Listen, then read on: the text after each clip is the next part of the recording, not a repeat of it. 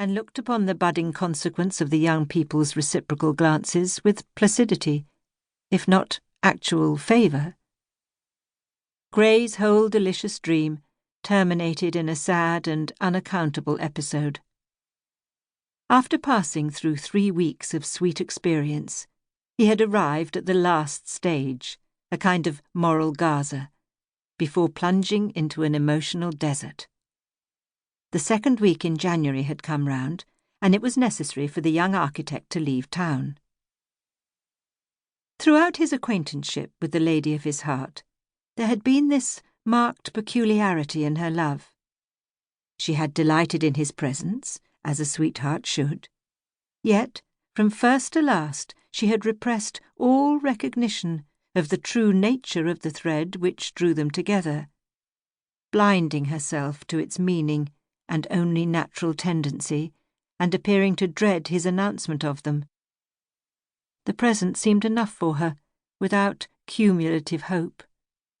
Usually, even if love is in itself an end, it must be regarded as a beginning to be enjoyed. In spite of evasions as an obstacle, and in consequence of them as a spur, he would put the matter off no longer. It was evening. He took her into a little conservatory on the landing, and there among the evergreens, by the light of a few tiny lamps, infinitely enhancing the freshness and beauty of the leaves, he made the declaration of a love as fresh and beautiful as they.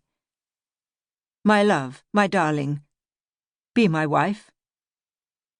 "We must part now," said she in a voice of agony. "I will write to you." She loosened her hand and rushed away. In a wild fever, Graye went home and watched for the next morning.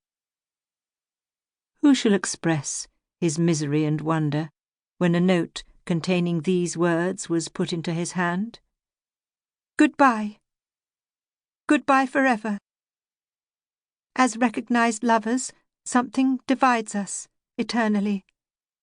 Forgive me, I should have told you before, but your love was sweet. Never mention me." That very day, and, as it seemed, to put an end to a painful condition of things, daughter and parents left London to pay off a promised visit to a relative in a western county. No message or letter of entreaty could wring from her any explanation. She begged him not to follow her, and the most bewildering point was that her father and mother appeared, from the tone of a letter Graye received from them, as vexed and sad as he at this sudden renunciation. One thing was plain. Without admitting her reason as valid, they knew what that reason was and did not intend to reveal it. A week from that day, Ambrose Graye left his friend Huntway's house and saw no more of the love he mourned. From time to time, his friend answered any inquiry Graye made by letter respecting her. But very poor food to a lover is intelligence of a mistress filtered through a friend. Huntway could tell nothing definitely. He said he believed there had been some prior flirtation between Cytherea and her cousin, an officer of the line, 2 or 3 years before Graye met her, which had suddenly been terminated by the cousin's departure for India, and the young lady's travelling on the continent with her parents the whole of the ensuing summer, on account of delicate health. Eventually, Huntway said that circumstances had rendered Graye's attachment more hopeless still.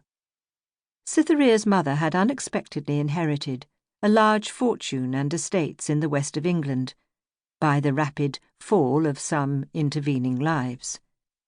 This had caused their removal from the small house by Gower Street, and, as it appeared, a renunciation of their old friends in that quarter.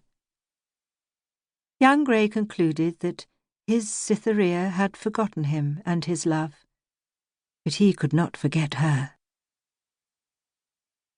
2. From 1843 to 1861. 8 years later, feeling lonely and depressed, a man without relatives,